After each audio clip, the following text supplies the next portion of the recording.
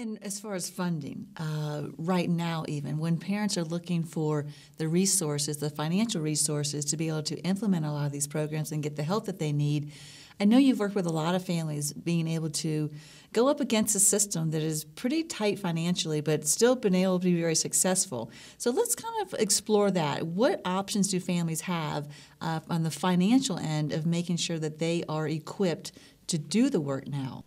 I think families, while they have a child who's at home and in school, they certainly have the resources to try to get as much as they can through their educational school board and system for not only providing the proper education, but proper vocational services, technical services, and so forth. So that's something that's part of our taxpayers. We pay for that. But I think other things that parents often don't look for is a social service support, Department of Vocational Rehabilitation support, Americans with Disability Act, grants and scholarships for people with disabilities, whether it be autism, mentally challenged, children who may have mentally defective functioning or mental retardation of various forms. The International Fetal Alcohol Syndrome Society, a lot of this has now become very big under the Americans with Disabilities Act. Children with dyslexia or severe disabilities are often eligible for scholarship money, both at the school level, high school level, but definitely beyond.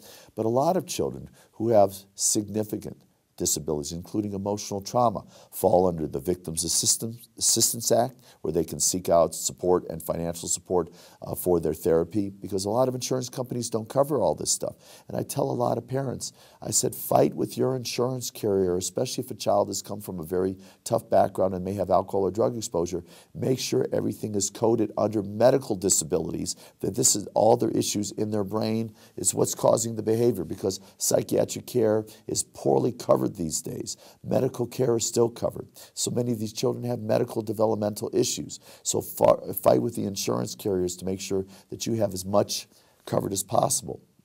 Many parents have fought effectively to have their insurance carriers. I just had a case recently. I had a family with 3 children. They got their primary insurance carrier after just 1 month of discussion, we'll call it, to cover 6 to 12 months of residential care for their 3 children that absolutely needed very serious residential care because of the severity of abuse. And they just were tenacious and fought.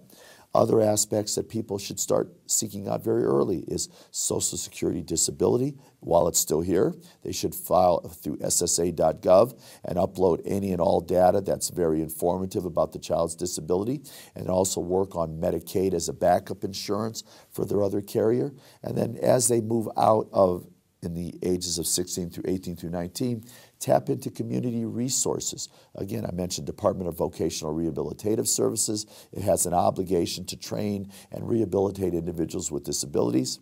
Look at things like the Job Corps, job teaching training sites that don't cost any money, that are federally supported programs. Parents often need to get sometimes an educational consultant and a life planner, it's called Life Planner, involved to find the amount of not only programs available that are affordable if not free, but services that are free as well.